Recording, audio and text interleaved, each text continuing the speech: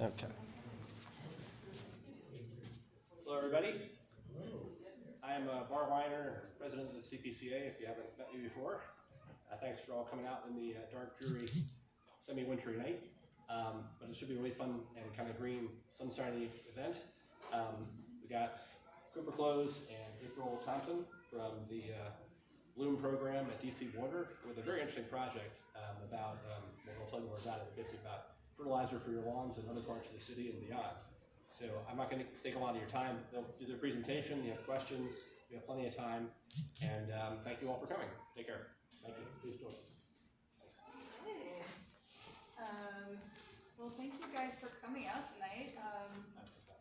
Oh, okay. How many of you guys have heard of biosolids? Okay. I'll have. And how about Bloom? The new year? Awesome. Okay. Sorry. Can you use the All right. mic? You should use the mic. Apparently Turn it it doesn't close to work. the door, that will help too. Okay. I don't think the mic is on. What was the first question? If you had heard of biosolids. Biosolids. Okay. I will try to project. I'll see if there's a mic back here, too. Come closer to us. Okay. Well, for need the a slide show. slides.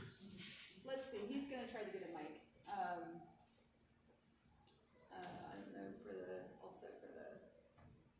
how he has the audio set up there. But okay. Yeah. Well, we're gonna learn about Bloom and biosolids today. We have a motto within our group. We're basically set up as a nonprofit LLC of DC Water called Blue Drop. So our president essentially is also the director of resource recovery at Blue Plains. You guys know Blue Plains? That's where all of everything that you flush and you send down the drain goes.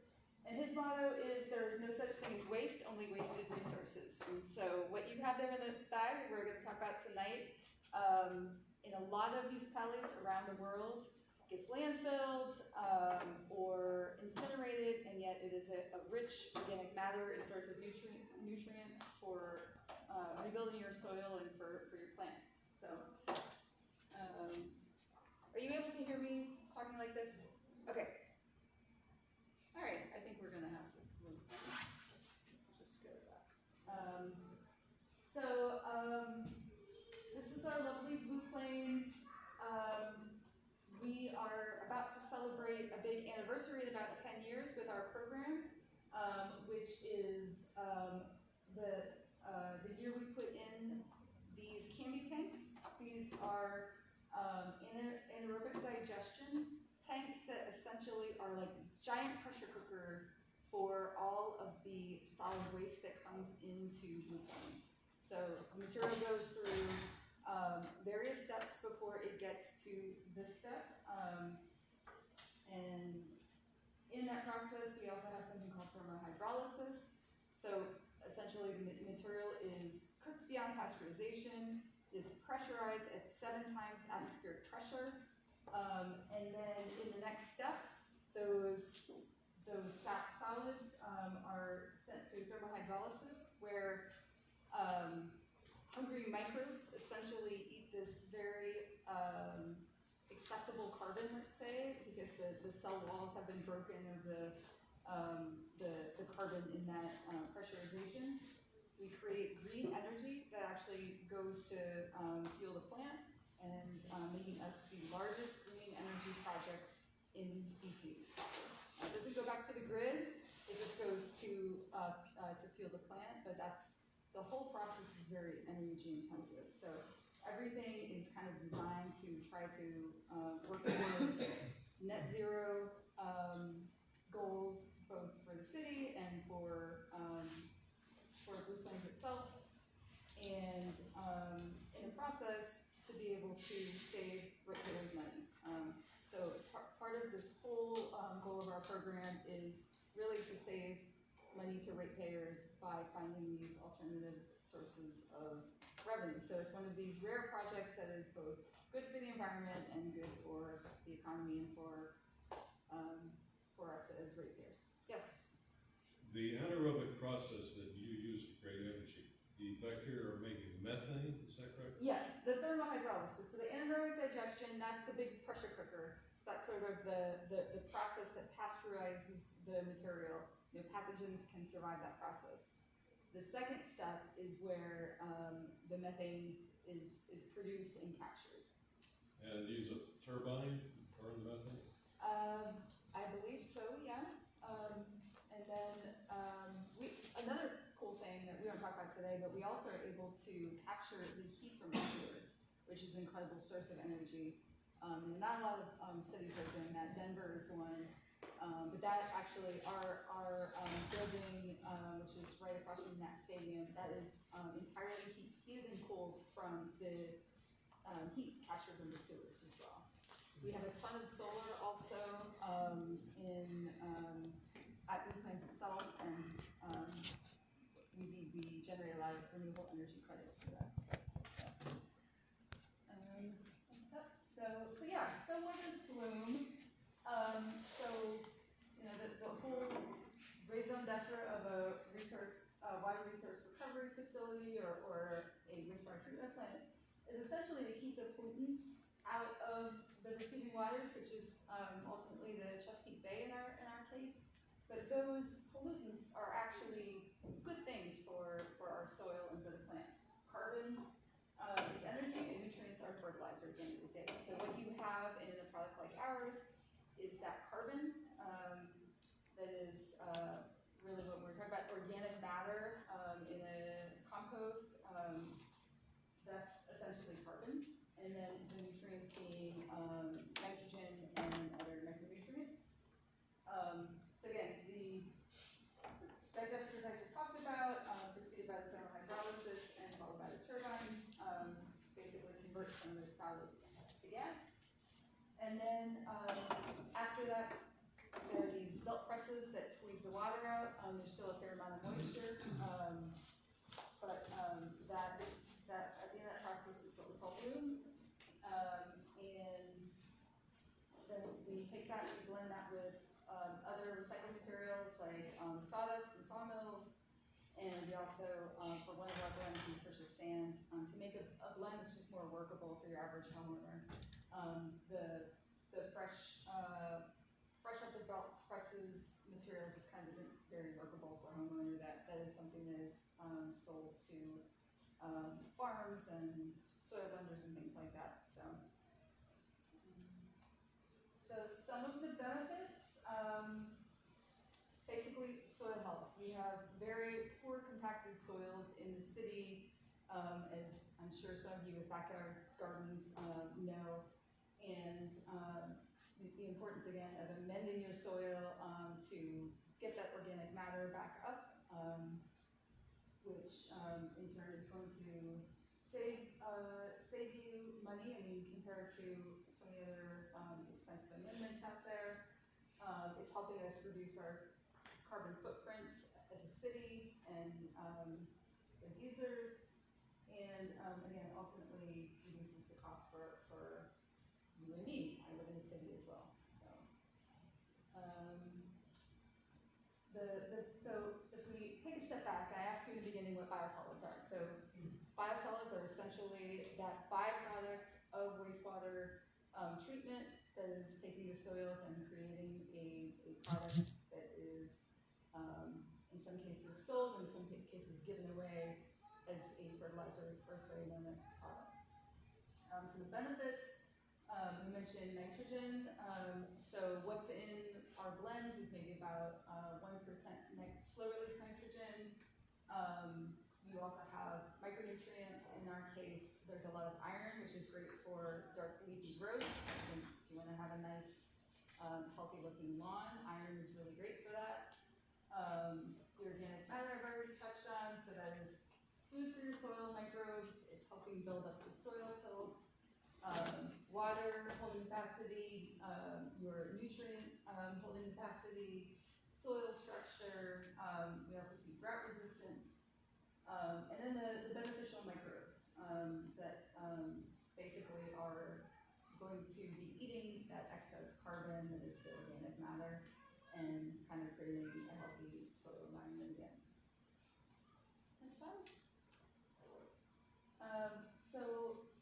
not gonna go into these in detail, but our product is very well tested, not just in terms of what is regulated. We are highly regulated by the EPA as well as the state and local authorities.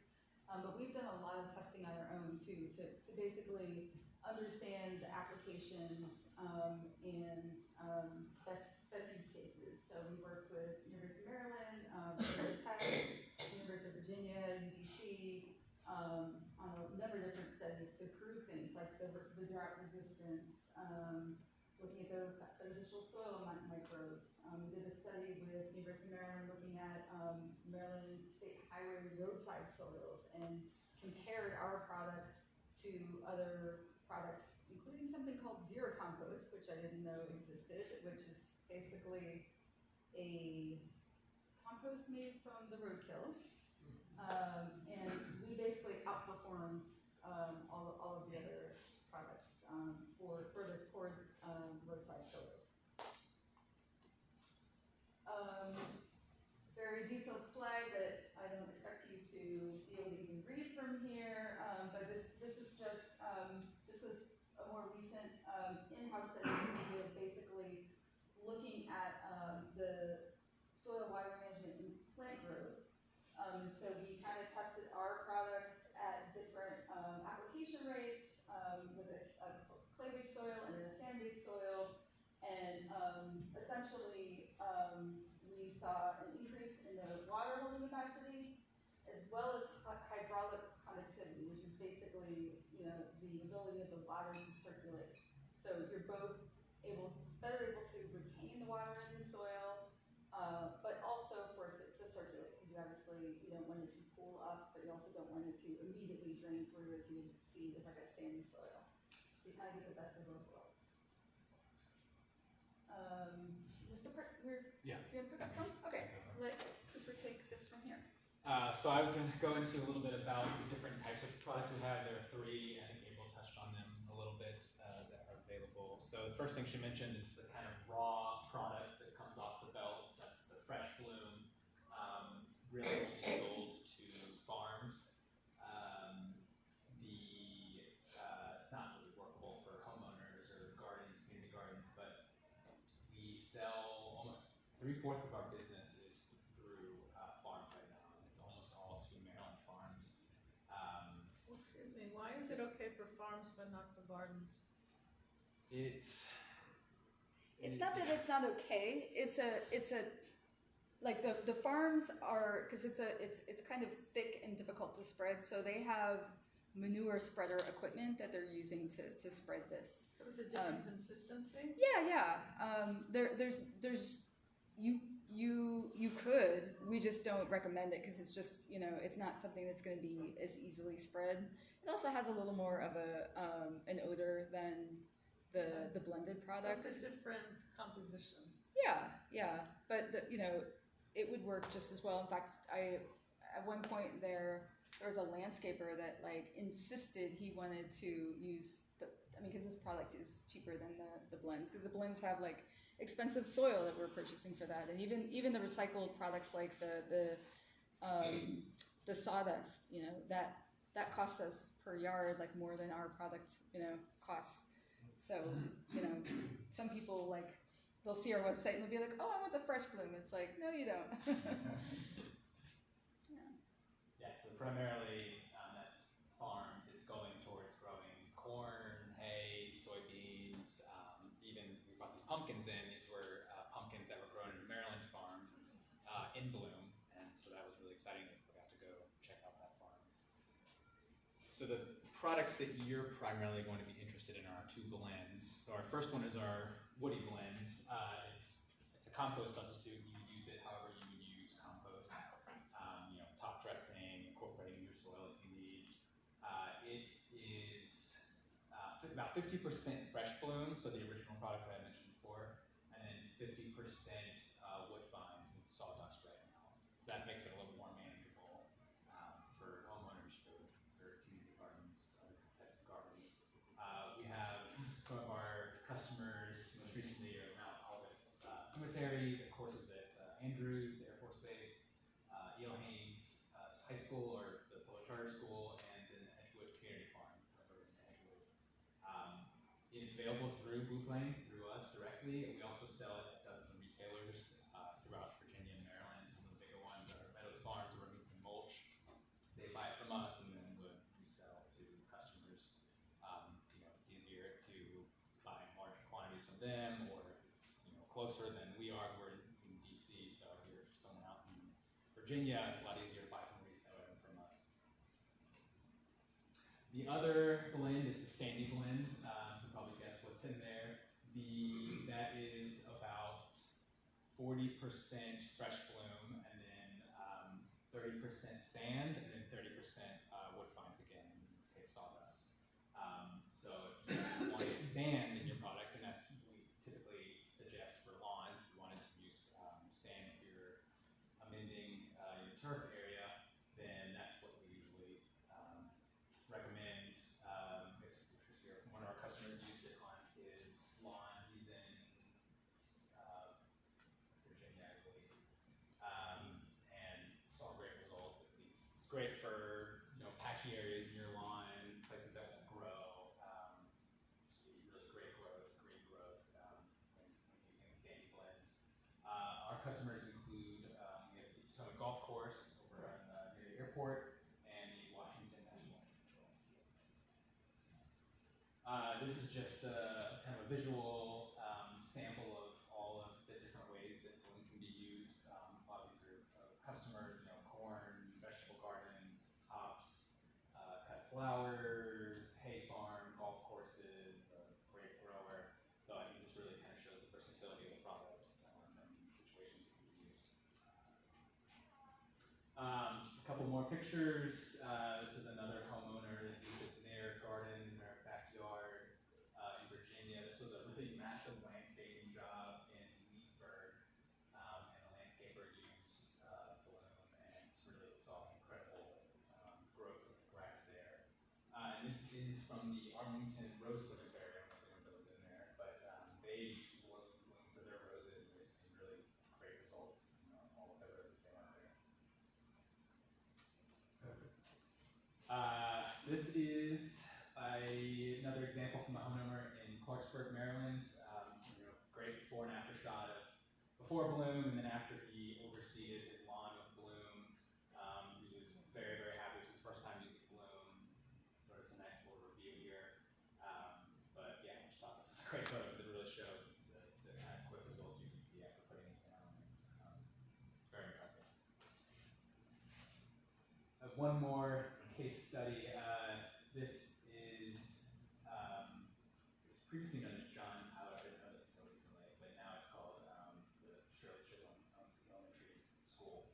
Our president, this was back in March of 2020. Our president's son went to the school here, and they were playing on this. They were playing soccer on this field, and it's just all dirt. It's terrible.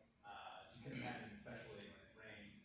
So we brought in the Woody blend here and put it down. This was the after shots. Really great growth. So that's a pretty impressive project we did. And obviously a lot of the kids chipped in and helped with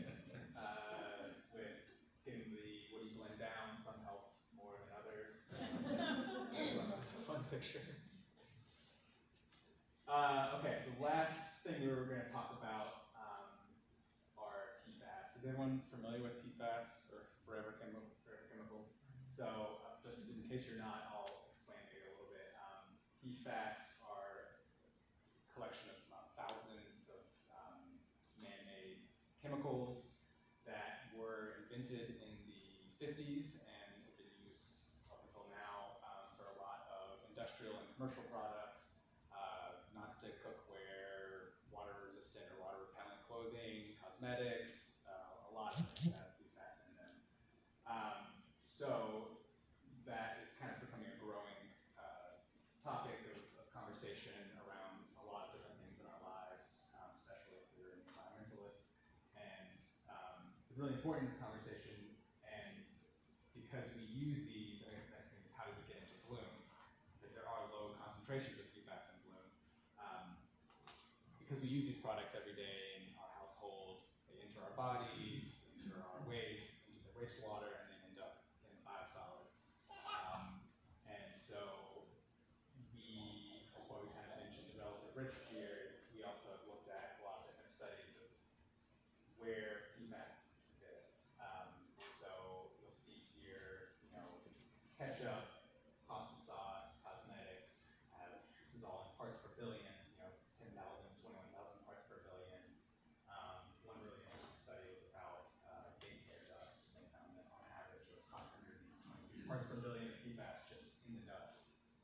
This is where we come in at 130.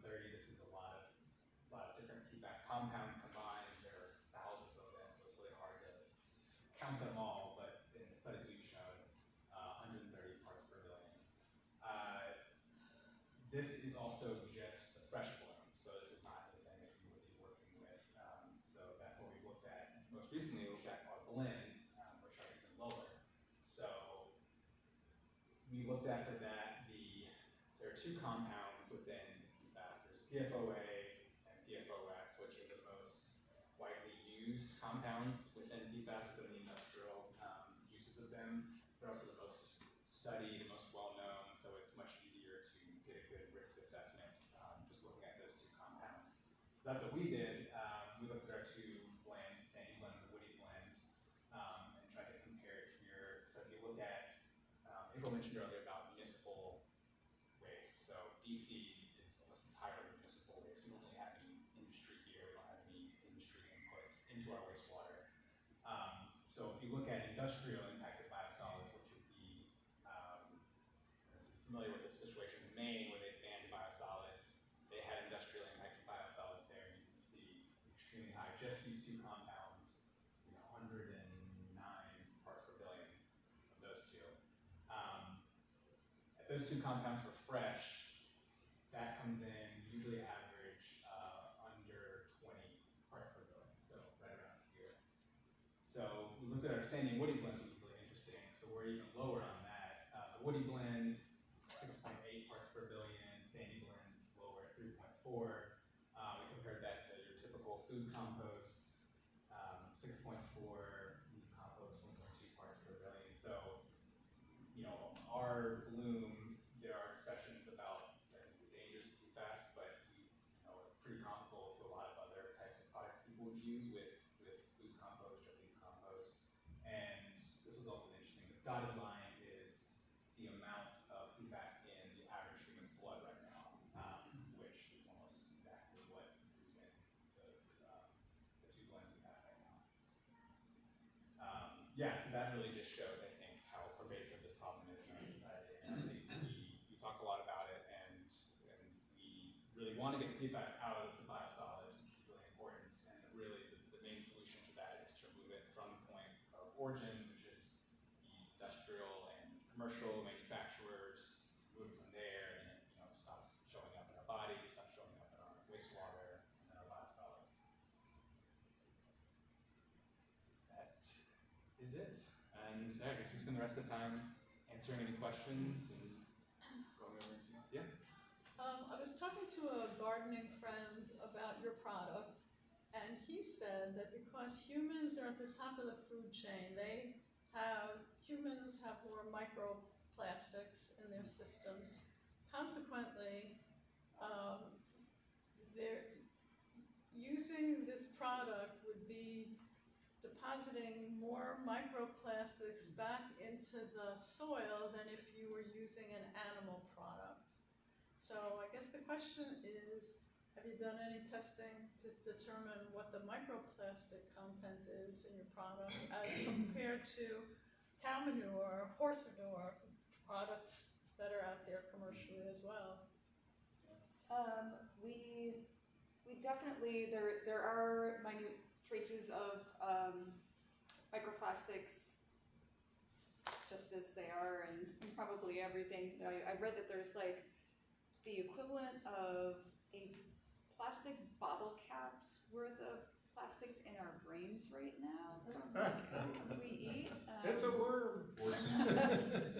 the material writes itself. So, we haven't done that specific comparison. I mean, every kind of recycled amendment is going to have its own sort of risks and rewards, I guess. I don't have a specific answer for that versus, like, I know there are some cow manures that you can get at retail. A lot of them are in plastic bags though, so when you are buying bags at your home and garden center as opposed to in bulk, you're going to get microplastics with that. So I guess, unless you're scooping it up from an animal farm, I don't know that you completely avoid Yeah, but they that. sell that stuff in bags also, not just plastic. Oh, okay. I mean, I've only seen, I guess, at the garden centers around here. I mean, you can try to get as pure as you can, but I think the important thing is that the concentrations that we're talking about with any of this are so incredibly low, and also without a real sort of pathway to exposure. You're not going to be. We've actually looked. People ask us about things like pharmaceuticals, and yes, well, first of all, I don't really think everyone's flushing the drugs down the drain, and we hear about that, but that's a joke. Yeah, you do get minute concentrations of things, but at levels that you would have to eat to get like a pharmaceutical dose of Sedaconda or something, you would have to eat truckloads of it to actually get an actual dose worth of it, and so these things are there, but I think there's a saying that's like the dose makes the poison, and so we unfortunately we're just living in a society with these things that we've brought into it, and we have to deal with one way or the other. So, any questions? Yeah. From a ratepayer's perspective, I guess we'd all benefit from DC Water being able to dispose of or sell their biosolids as successfully as possible. So a couple of questions in that vein. How much of the solids that come out of DC Water or Blue Plains are you marketing, and why retailing? Do you find that you kind of need to move all your angles to get rid of this stuff? Is the wholesaling to farmers not going to absorb enough of it, or is retail marketing got a lot of potential and you see that as a money earner? Those are great questions. So there's 450 tons of material produced every day. A portion of it still goes to contractors. That's like 40 trucks worth. And that's actually decreased. The other thing that happened when that thermal hydrolysis got put into place, there were immediate savings because the material shrunk in volume as a result of this new process. So rather than like 40 trucks going out to farms, and it's always been beneficially used, DC Water has never incinerated it or landfilled it. It used to, the old model is a contractor, you pay them $65 a ton, they go, they send it to the farm that gets it for free, a free source of fertilizer. We said, okay, we're creating this whole process that is going to create a valuable product that we think that farmers and others will buy, which turned out to be true. At the end of the day, because of the seasonality of the product and the fact we don't have storage, we're looking at buying a farm. It's hard to find farmland, frankly, that's in the right place and everything. We sell out like March and April. We had no what's to give because that's go time for farms and our other large customers. And so we still do rely on contractors for the slow periods, and that trying to work that out. So we are in lots of different bulk markets. So the retailers actually they actually take a fair amount, because we've got like probably about at least 20 large retailers that in the busy season they're on the schedule for taking 2 truckloads a day to service the contractors, the homeowners, the landscapers. We also sell to soil blenders who basically they blend under our permit. They have like a Remington mulch, for example. They're retailing it, but they actually are blending it themselves. So they get the fresh material for cheaper. Yeah. They have their waste product for making mulch, because a lot of the mulch making companies, there's fines are a byproduct. Sorry, I'm getting a little away from the question, but this is kind of part of the whole picture of it. Right. So we sold 50,000 tons last year, I believe, to this whole mix of different customer types. And the farms pay less, but they take larger volumes, and then the other. So it's kind of a complicated market. Right. And your other, there's another question in there. like I guess the retail market, are you finding you need to build your retail market like us? So it's As part of your strategy? yeah, and it's interesting. So we have tiered prices so that like we're not cannibalizing the retailers by selling to you at the same price we sell to them. But we started out, by really, selling to the community gardens, the homeowners, and like showing that there was a market for this product, as we were trying to attract these large retailers. Now this year, between FY22 and FY23 and 25, the volume of material taken from our retailers doubled. So, we kind of, in fact, this season we were having trouble keeping up with the demand for them. Right. But we love, especially for our DC residents, to be able to find a way to get it to them affordably. Because at retail, it sells like for close to $60 a cubic yard sometimes. Maybe I missed it. Are you contractors or who do you work for?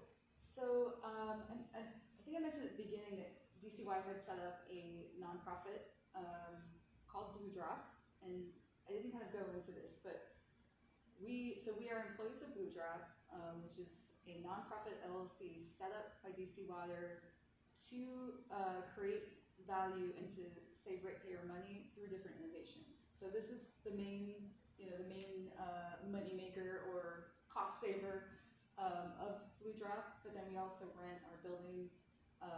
We've got this beautiful waterfront building right across from that stadium. People actually get married there, so we generate revenue through that. The sale of the renewable energy credits goes through us, which is quite a lot actually. And then we've got some intellectual property and things like that that's marketed through us as well. So, with, again, the goal of abating future rate increases. You're not going to see a credit, here's a little money back from Bloom, but the idea being, to try to fend off those future rate And increases. who's on the board? How is the board? Yeah, the CEO of DC Water is also on the board of Blue Drop, and then we have sort of an array of people. There's the executive director of the Maryland Materials Builders Association. We've got kind of a mix of people that we have recruited ourselves from outside. Is this process workable in municipalities that have more industry than DC? That's a good question. I guess there's two main components two main components in terms of what the end product is, and part of that is what the input's in. So, whether or not you're residential or industrial, and then what sort of process you have in place. I don't know that we really touched on it. So, within biosolids, there's different classes that are regulated by the EPA. So we are Class A exceptional quality. That's the highest designation. That is what is deemed safe for the public, edible crops, ornamentals, etc. There's also just sheer Class A, and then there's Class B, which a lot of the material that goes to farms is Class B. That allows for a small amount of pathogens, but it also can be used on cropland. So whether or not a municipality could, it's more a matter of like what degree of treatment that they could put in place for that, and if they had a market for it. Another thing going for us is the scale as well. I don't know that a lot of people know that Blue Plains, we receive from lots of counties outside of DC, parts of PG County, Montgomery County, etc. Even though they're getting their water bills from WSSC. So having that kind of a scale allowed us also to, for them to invest in some of this equipment that maybe a smaller municipality might be more difficult to do. But I will say, Tacoma, Washington, they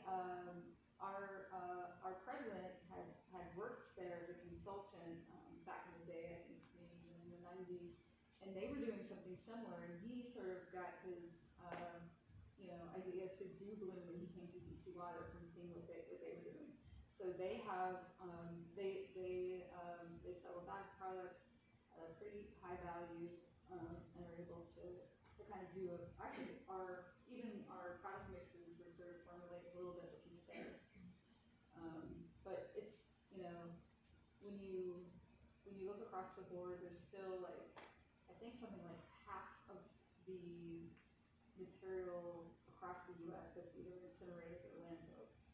So there's still a lot of room for, but again, a lot of the material that is beneficially reused isn't necessarily, it's either given away or it's not necessarily recuperated in its cost. So that's kind of the bigger innovation of what we've done, creating a market for it.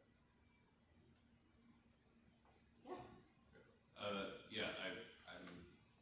If this is so beneficial for the DC area, why is it not implemented more broadly? Like, why do you still have waste being incinerated? Is it upfront costs, or is there other reasons beyond that? I'm not sure I understand you saying not more broadly. Why is the process that Bloom is using not more broadly implemented across like the states? Across other states? Yeah. Actually, so we were the first in North America to put in place this CANBI, it's a Norwegian system. And since then, there's like many more municipalities that have. WSSC just put that in, that's across the bay there. Alexandria is putting one in. So you're definitely seeing more. We've received people from all over the world at other utilities that are looking at this particular setup, because it is so, it's like one of these rare like win-win-win situations where, we're